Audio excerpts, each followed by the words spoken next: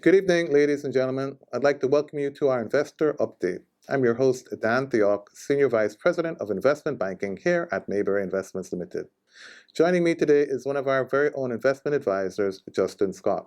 Today we'll be bringing you brief but insightful presentations on LASCO Manufacturing Limited and Caribbean Producers Jamaica Limited. Be sure to stick around until the end of the program where Justin will be sharing some invaluable investment tips from our Investors Corner.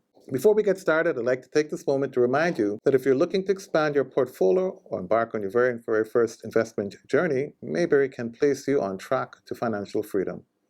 Follow us on social media to learn more. Now let's get right into our presentations on LASCO Manufacturing Limited and Caribbean Producers Jamaica Limited.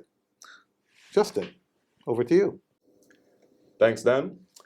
Today we'll be talking about LASCO Manufacturing. Now, for the one and two people who don't know, LASCO Manufacturing is the manufacturing arm of the whole LASCO Corporation. They are one of the pillars in Jamaican food consumption, right? So they manufacture the powder drinks, the LASCO soy, the milk products, the popular Lyric sodas and iCool brands that we all know and love today. And they have been doing excellently over the course of the last few years. So LASCO Manufacturing is one of the core companies in Jamaican food production, right? They have been doing extremely well over the course of the pandemic, increasing their year-over-year revenues by 14%, as well as if you compare it to even their 2021 full financial year, where they did just over $8 billion compared to their 9 months out of this financial year, where they did just over $7 billion. They're just shy of about 14-15% of actually exceeding their total revenue targets. Now, as we had the COVID restrictions, LASCO is one of the companies that actually thrived and flourished throughout the whole situation. With people being home, consumer habits have changed over the years, and they have just been really enjoying the benefits out of that. They've been consistent with their gross profit margins, keeping them well over 35% since 2018, and it's only been growing since, right? So with that being said, COVID hasn't been absolutely towards their benefit. You have things such as the global shipping slowdown, which has slightly caused some issues with them towards their total amount of supplies that have been coming in. So to rectify that, they've actually been stockpiling inventory supplies to keep a nice buffer over the course of the time. Moving even further from there, they sit at a PE of about 12, just over 12 times, 12.24, because they have been managing to consistently increase their operating margins, right? If we look into the next slide, we'll see that their quarterly profit movements have been consistently increasing. If you look into the 2019, which is one of the years that we as analysts and advisors love to look at because, COVID was a bit of an anomaly, you'll see that the whole 2019 financial years, each quarter did just in the 200 million regions. But since COVID, they managed to keep it consistent. As a matter of fact, their weakest quarter, which was the Q3 2020, was 281 million, which is a significant increase. So now LASCO has to be doing their due diligence to ensure that they can continue on this growth pattern. The managing director at the moment, James Rawls, has been working assiduously to work into not only expanding their local operations organically, but into looking into acquisitions. They've been positioning themselves towards the Latin American markets. They've cited that they're eyeing Venezuela and Colombia, as well as a few other places. But until that deal materializes, we just have to wait and see for that going forward.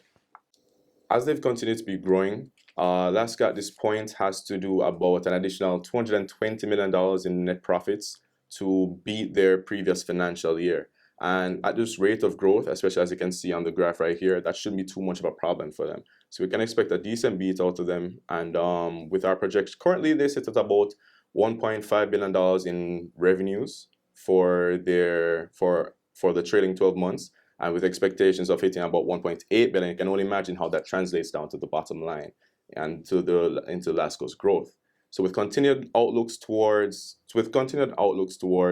the Latin American regions, expanding their export markets, consistently keeping their proper systems in place to ensure that their margins are nice and tight locally, we can only expect better from LASCO. As a matter of fact, with that in regard, they've actually been working very well to pay down the current debts that they have. In total liabilities, they sit at about $2.8 billion in total liabilities, with just over $2.1 billion in cash on hand at the moment. So they could pay that off at any time. If you look at long-term loans for the most recent quarter, that was there about the Q3, you can see how well they've been working to pay off these debts at about just over $8 million in long-term loans remaining. Right, so with Lasco currently sitting with just over $2.1 billion in cash, with acquisitions in sight, we can clearly see that they've been building up a war chest for just such a situation. With such low leverage, they're very well positioned to find a company that is well positioned towards their goals, can find a proper synergy towards them, and can perhaps assist them towards expanding into these export markets. So with that in mind, I think that's great. Back to you, Dan. How you feel about Lasco? Thanks, Justin. Couldn't agree with you more. I think they're very well positioned for growth, has very low leverage, trading at a 12 times PE ratio. I think based on the performance, the stock is undervalued by at least 20%, and I'd expect to see it trading up to 14 times in terms of PE in short order. Thanks for your analysis. Moving on to the next one, I think we have CPJ, where I'll provide an overview.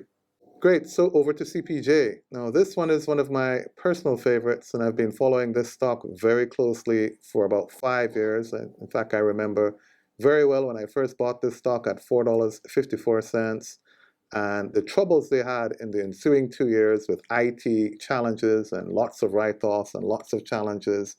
And I think going into COVID, I think they took the opportunity to redo their IT systems. They put in a new warehouse, state-of-the-art cold storage right at the wharf in Montego Bay.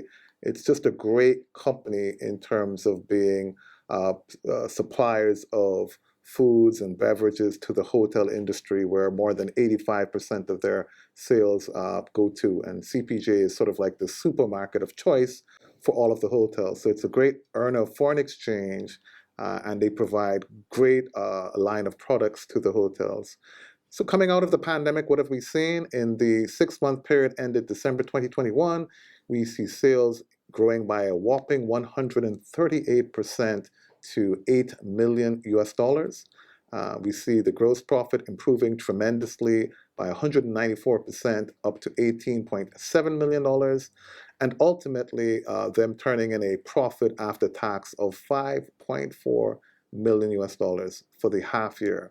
Now, this is better than the profit that they've made in any of the prior 3 years, and it just demonstrates that as a result of all of the changes that they've made over the COVID period, that they've been able to reduce their selling and distribution costs and increase sales. And we look forward to the continued growth and good performance of the company. This translates into EPS of about 0.0048 cents US, and that then flips back into trailing earnings of 876 million Jamaican dollars, which translates into an EPS on trailing basis, a PE rather, on a trailing basis of 21 times. But if you take that $5.4 million profit and you move it forward, you will see that the forward-looking PE is about 14 times. In fact, I think if they continue to grow at the rate they have in the second half and turn a $9 million profit after tax for the full year, I think at 14 times we'll see the stock price closer to the $19 to $20 range. So still a good buy, I think, at $17, $18 if you believe the growth will continue, and I think it will. And I think they're well poised for future growth. Next slide shows sort of the performance. As I said before, the last 2 years, they've had lots of difficulties.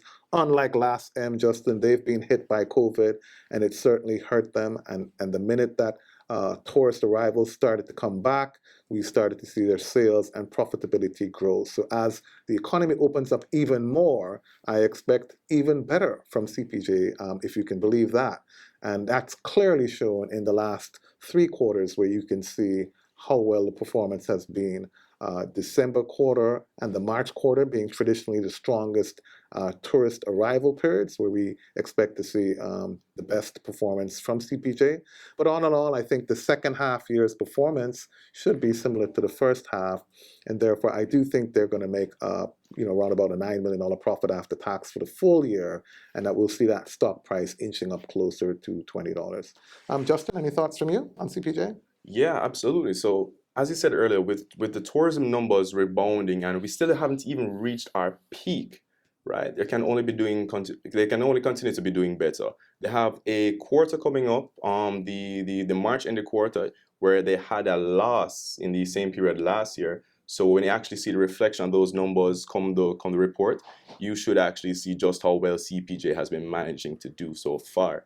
And with that in mind, they continue to grow from where they were beforehand. They have growth lined up in St. Lucia that they've announced previously on our forum. As a matter of fact, it was just about 7 months ago when the stock price was about $4.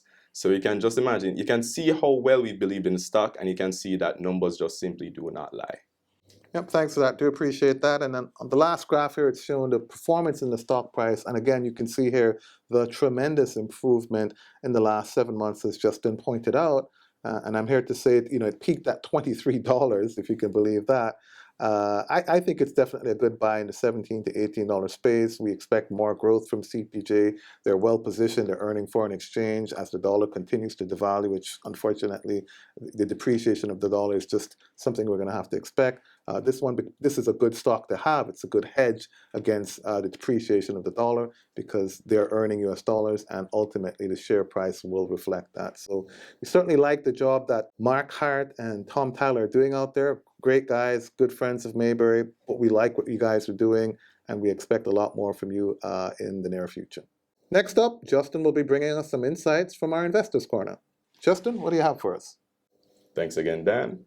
And so to our lovely viewers today, I would like to leave with them the investor tip that we need to be able to see the forest and not the trees. We need to be able to take a look at the wider economic sense and try to get an idea of how does that translate to the companies that we invest in. What are the issues affecting the world? What are the opportunities that people are getting into worldwide? How have we been taking advantage of that in Jamaica?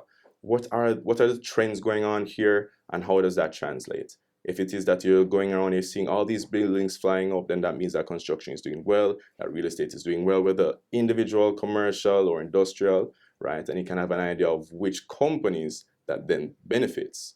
So you now need to be able to have a proper top-down approach and to make the right decisions. Remember, we invest for the future, so we need to always be looking forward. Thanks for that, Justin. And of course, if you have a difficulty with that, then what you need to do is just call Mayberry and we'll put you onto an investment advisor who can help build a great portfolio for you by asset class, by sector. We're happy to cater to your needs and create the perfect portfolio for you. Thanks again, Justin. To our viewers, thank you all for being a part of today's Investor Update. I would also like to thank my fellow panelist, Justin Scott, for his contribution to today's discussions. Don't miss our Investor Forum, which resumes in the upcoming weeks. Be sure to follow us on social media to find out who our next speaker will be. And don't forget to subscribe to our YouTube channel, Mayberry Investments Limited. Thank you to all our viewers for tuning in today. Keep safe, and remember, wise investors, slow and steady wins the race. Goodbye.